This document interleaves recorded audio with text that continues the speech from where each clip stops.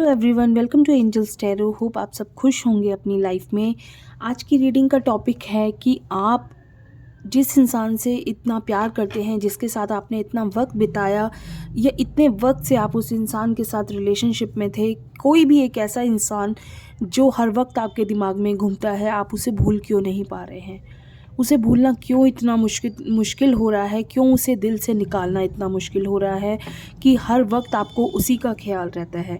ठीक है, तो ये सारे रीज़न्स जो हैं, इसके क्या रीज़न्स हैं वो हम आपको इस रीडिंग में बताएंगे। ये एक जनरल रीडिंग है, कलेक्टिव रीडिंग है, सभी एज ग्रुप वालों के लिए है, मैरिड, अनमैरिड, मेल, फीमेल, हर किसी के लिए रीडिंग हो सकती है। अगर आपको ये रीडिंग आपको अपने साथ मैच करती हुई लगती है, अपने साथ रेजोनेट करती हुई लगती है, तो प्लीज़ लाइक कीजिए वीडियो को और क्लेम कीजिए कि आप इस रीडिंग से रेजोनेट कर रहे हैं। लाइक करके क्लेम कर सकते हैं। और अगर आप पहली बार मेरी वीडियो देख रहे हैं या पहली बार मेरे चैनल पे आए हैं, तो प्लीज़ मेरे चैनल को सब्सक्राइब ज़रूर कर दीजिए और वीडियो को लाइक एंड शेयर ज़रूर कर दीजिए। ठीक है, तो स्टार्ट करते हैं। एंजल से प्रे करते हैं कि हमें वो इन कार्ड्स के ज़रिए हमें वो रीडिंग करके इन कार्ड्स से अपनी एनर्जी से कनेक्ट करें और हमें बताएं कि क्या रीज़न है जिसकी वजह से आप उस पर्सन को भूल नहीं पा रहे हैं, उस पर्सन को अपने मन से नहीं निकाल पा रहे हैं, अपने दिमाग से नहीं निकाल पा रहे हैं। ठीक है, तो देखते हैं फर्स्ट कार्ड क्या है। जो फर्स्ट कार्ड है, 7 of cups,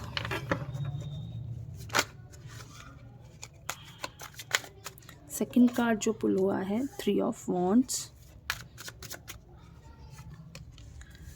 page of wands, the lovers. ये कार्ड आना तो मस्त था, इम्पॉर्टेंट ही था ये कार्ड आना। जब भी पर्सन को भूलने की बात हो, पर्सन को याद करने की बात हो, लवर्स कार्ड ना आए, पॉसिबल ही नहीं है। 10 of pentacles,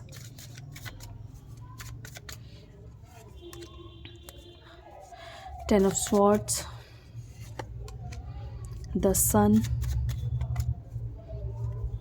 and King of Swords। ठीक है, and the energy of the deck, Ace of Wands।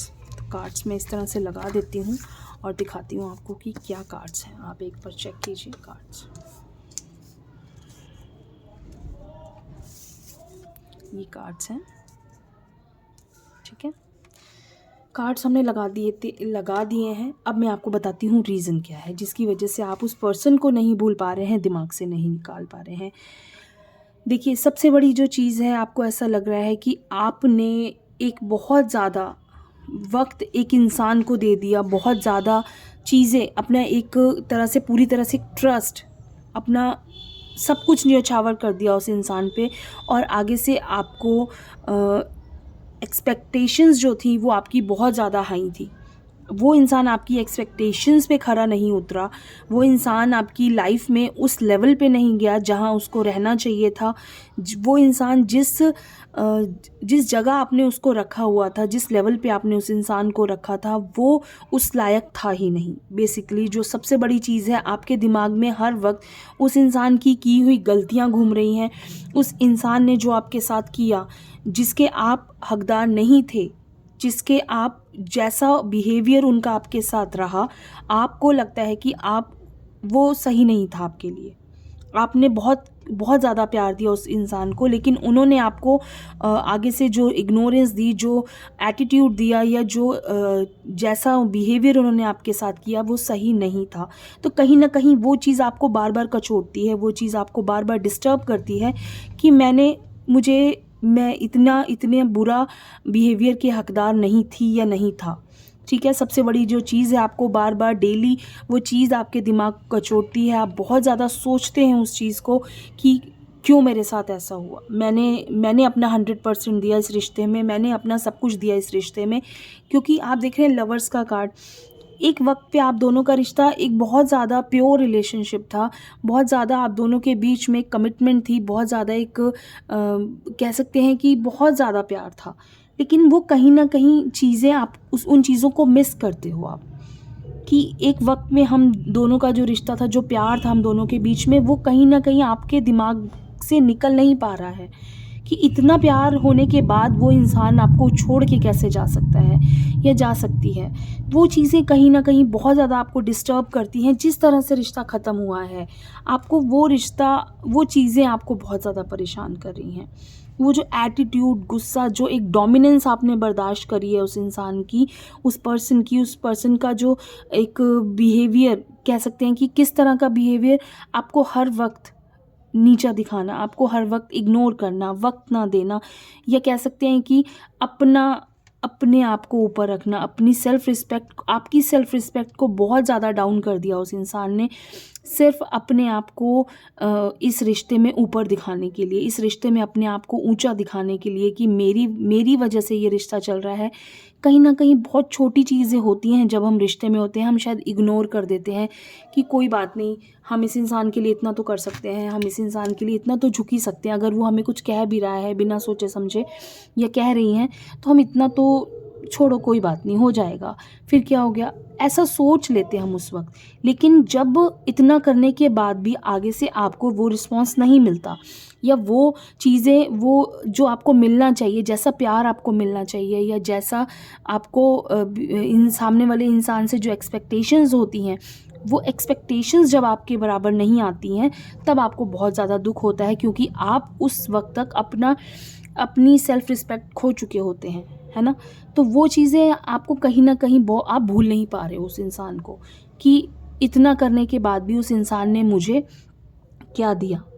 इतना मैंने अपना सब कुछ उस इंसान के लिए न्योछावर कर दिया, लेकिन मुझे क्या मिला? आपने उसे अपनी फैमिली का हिस्सा दिया, आपने उसे अपनी फैमिली बना लिया, आपने उसे अपना एक प्यार जो आपके अंदर, मुझे लगता है कि जब हम किसी को अपना 100% दे चुके होते हैं ना प्यार, आपके अंदर सिर्फ़ एक हम कह सकते हैं कि आपके अंदर सिर्फ़ एक लास्ट एंड हो जाता है आपके अंदर उस प्यार का, आपको ऐसा लगने लग जाता है कि आपको दोबारा कभी किसी से प्यार नहीं होगा। तो वो चीज़ आपके साथ ऐसी इस वक़्त हो रही है, आपका मन बहुत ज़्यादा अशांत है, बहुत ज़्यादा आपका मन इस वक़्त डिस्टर्ब है, आपको ऐसी फीलिंग्स आ रही हैं कि शायद इसके बाद आप कोई इंसान आपकी लाइफ़ में नहीं आ पाएगा, ठीक है? क्योंकि इंसान का एक रिलेशनशिप ऐसा ज़रूर होता है जिसमें वो अपना जब वो इंसान आपको छोड़ के चला जाता है, तो उसके बाद आप बहुत ज़्यादा अपने आप को बांध लेते हो, अपने आप को बहुत ज़्यादा रिस्ट्रिक्ट कर लेते हो कि इसके बाद मुझे कहीं भी किसी के भी साथ मुझे नहीं जाना उस रिश्ते में। आपको हमेशा एक डर बना रहता है मन में कि अब मैं किसी से एक्सपेक्ट करूँगा या करूँगी तो सामने से मेरे साथ वापस वैसा ना हो जाए, या मेरे साथ वापस वो चीज़ें ना, वो इंसान आपको भूलने ही नहीं देता, वो चीज़ें आपको भूलती ही नहीं हैं जो आपके साथ हो चुकी हैं, या जिन स्टेजेस से आप गुज़र चुके होते हो, जिन बातों से आप निकल चुके होते हो, कहीं न कहीं आप उन चीज़ों को भूल नहीं पाते हो। आपको बार-बार ऐसा लगता है कि ये वापस मेरे साथ ऐसा होगा, मैं इतना प्यार किसी को दूँगा या दूँगी, तो वापस मुझे आगे से वही चीज़ें रिपीट ना हो, फिर से तो आप बर्दाश्त ही नहीं कर पाओगे, आपको ऐसा लगता है ना? तो वो चीज़ें कहीं न कहीं आपकी लाइफ़ को डिस्टर्ब कर रही हैं इस वक़्त, और आप अकेलापन बहुत ज़्यादा फ़ील कर रहे हो। ठीक है? कन्फ्यूज़्ड बहुत ज़्यादा हो कि अब क्या करना है, कैसे होगा, क्या वो इंसान वापस आएगा? क्या मैं मूव ऑन कर जाऊँ? क्या मैं आगे बढ़ूँ अपनी लाइफ़ में, या नहीं बढ़ूँ, तो अगर मैं बढ़ जाऊँ तो वो इंसान वापस आ जाए मेरी लाइफ़ में?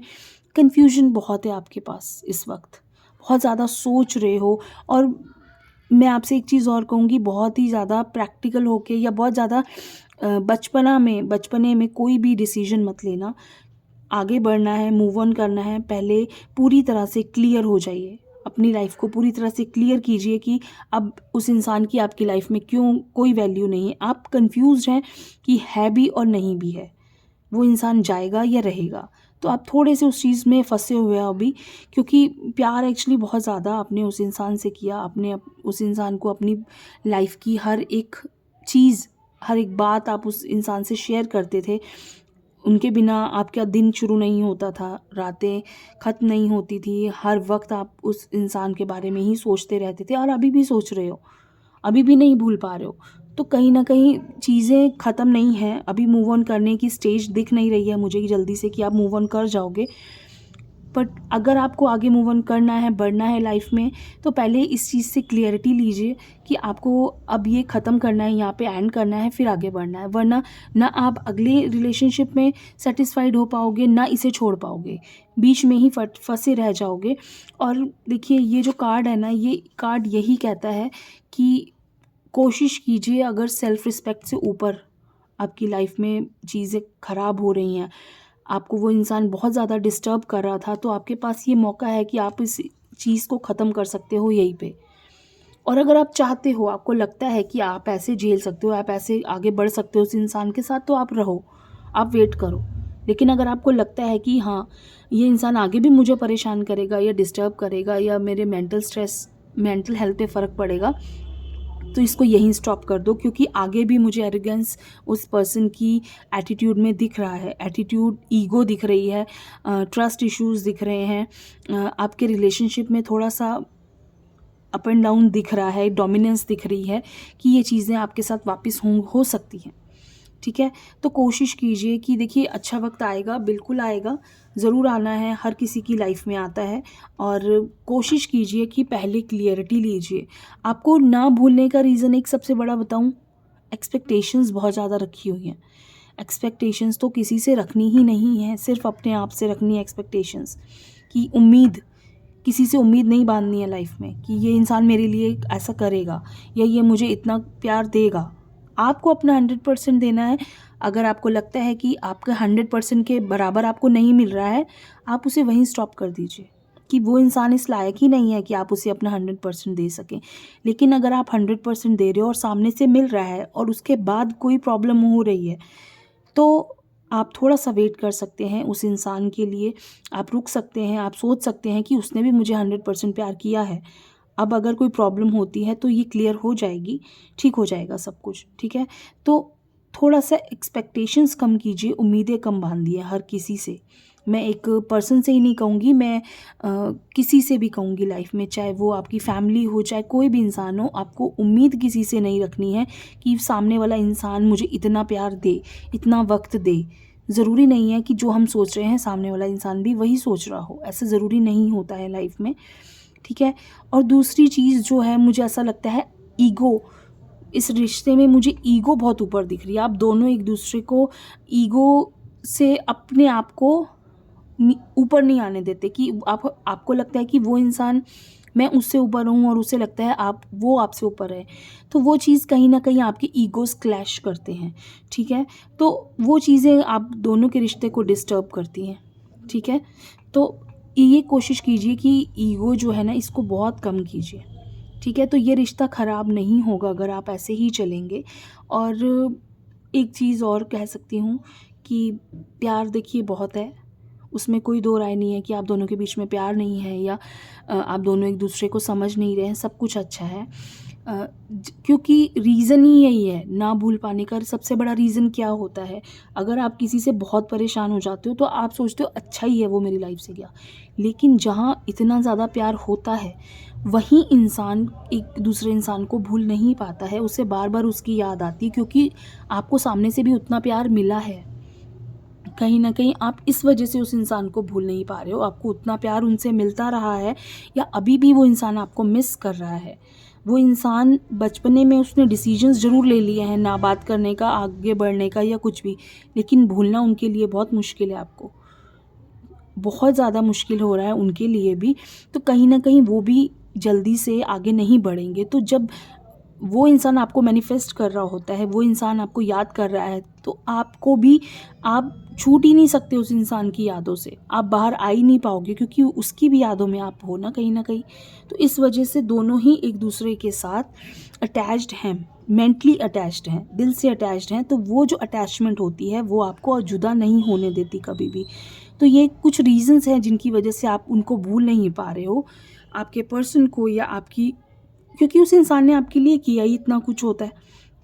आपके हर बुरे वक्त में, एक अच्छे वक्त में, आपकी हर एक, आप खुद सोचिए, आपने एक इंसान के साथ पूरी पूरी रात जाग के बातें की हों, पूरा पूरा दिन बातें की हों, उस इंसान के साथ इतना वक्त बिताया हो, तो क्या उस इंसान को भूलना आसान होगा?